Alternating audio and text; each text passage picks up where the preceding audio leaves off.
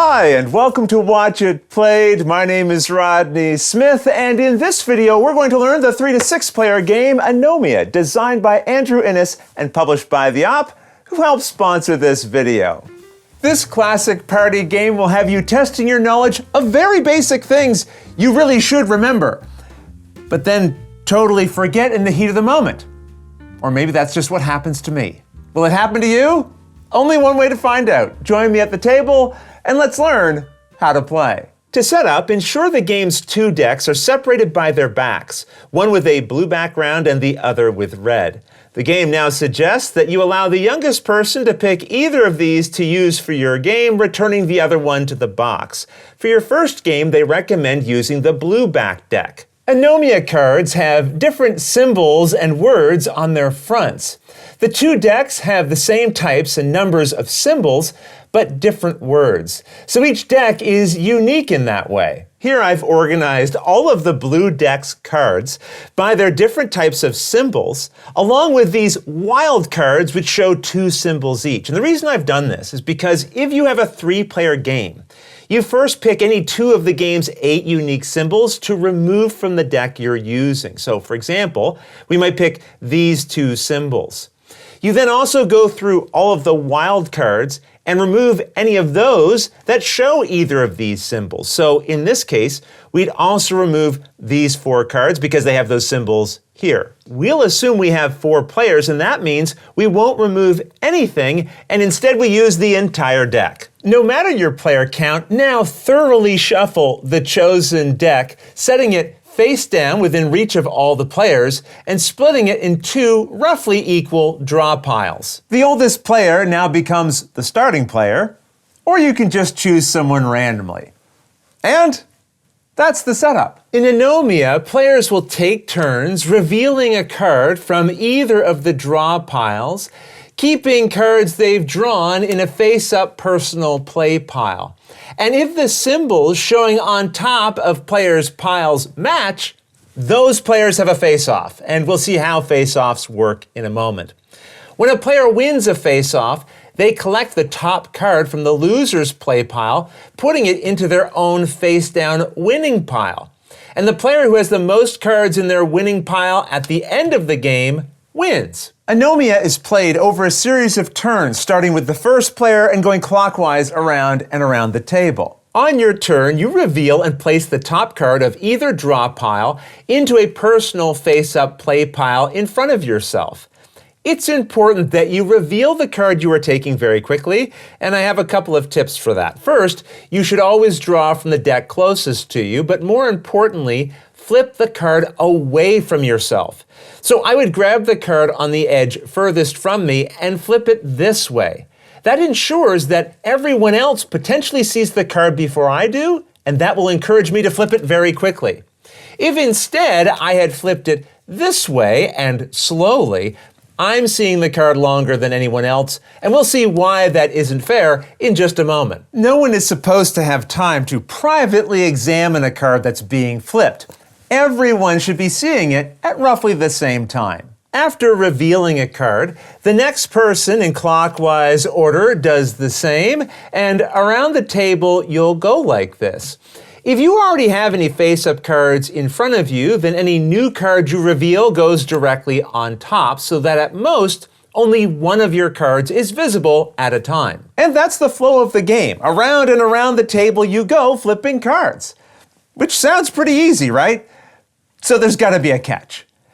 And yes, there's a catch. As soon as a card is flipped that shows a symbol matching another symbol face up on the table, those 2 players enter a face-off where each of them race to shout out an example from the category written on the other person's card. So here, this player has revealed a symbol that matches the one on my card. So now I'm looking at that player's category and trying to think of an example of a mythological creature, while they look at my card that matches their symbol, trying to think of a type of candy bar. Whoever finishes saying a correct answer first wins the face-off. And let's say I win by shouting, Medusa. The winner of the face-off now takes the top card from the loser's play pile and puts it face down into what becomes their winning pile, and any cards they gain from a face-off will be stacked there. Now keep in mind, it's not enough to just shout out an answer, it has to be a correct answer. And that's simply any answer the group agrees is true. So it could be real, fictional, from the past or the present. And look, sometimes not everyone will agree on what a correct answer is. And at the end of the day, you just want to keep it fun and do your best to be reasonable with each other. Also, if you blurt out a wrong answer, you can still try to come up with a correct answer after, as long as your opponent hasn't already beat you to it. That said, sometimes a face-off is too close to call. If both players finish saying a correct answer at the same time, it creates a tie. Let's say in the previous example, when I was in a face-off with this player, we had both shouted out correct answers at the same time. When that happens, have any other player at the table reveal a new card from a draw pile. Then the tied players have a face-off to give an example from its category, with the winner breaking the tie. Let's say I won in this example. I would then take the top card of the losing player's play pile and put it into my winner's pile, and then the card that was drawn for the tiebreaker would be shuffled back into the draw deck. If the tied players were to tie again, just reveal another tie-breaking card and have them face off again, repeating that step until the tie is broken. When a player is drawing for a tiebreaker, if one of these wild cards is revealed, shuffle it back into a draw pile and reveal a new one.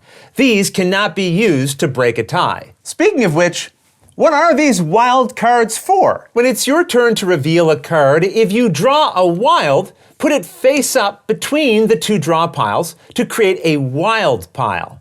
If the symbols on a wild pile match the symbols on any two people's play piles, those players face off. So here you can see these two players don't have symbols that match each other, but they do each match the wild card. So that creates a face-off between them. And the winner, let's say it's this person, would collect the top card from the other person's play pile as usual. After any face-off a wild card creates, the player who drew that wild card then continues their turn by drawing a card again. You'll remember in the previous example, I had been the player to reveal this wild card. And if any face-offs are caused, then those need to be resolved. But either way, afterwards, I would then reveal another card. In this case, it's another wild card, so it would go on top of the wild pile. Now, this didn't create any matches, but because this is another wild card that was revealed, I would then have to reveal another card. And this time, this one would go onto my own play pile. Once you've added a card to your play pile and any face-offs are resolved that are required, then you would go to the next player. And notice the top card of the wild pile is always in play. So this will create new opportunities for players to match. And that means on every turn, you're both looking at what matches you might have directly with other players, but also between you and other players because of the wild pile. Anytime there is a face-off, you have to resolve it before play continues. And if you see a match that other players have missed, just point it out so the face-off can be resolved. Also, new face-offs can be created immediately after one is resolved. As an example, let's assume it's my turn to reveal a new card, and I create a face-off, in this case, because I've matched with this player due to the wild card. After the face-off is resolved, if that then creates another match on the table, that's a face-off that has to be resolved right away. And no matter how many face-offs you have to resolve, once they're all over, you then continue with the next player who was due to draw a new card. You'll remember, I started this whole thing by revealing a card. So after the face-offs are over, it now goes to this player so they can take their turn. And turns will continue like this, around and around the table, until both draw piles have run out. When that happens, each person counts the cards in their own winning pile, and the one with the most cards wins. If there's a tie, the tied players share the victory. And don't forget, the game comes with 2 different decks, each giving you a different mix of categories to play with. And that's everything you need to know to play Anomia. If you have any questions about anything you saw here, feel free to put them in the comments below and I'll gladly answer them as soon as I get a chance.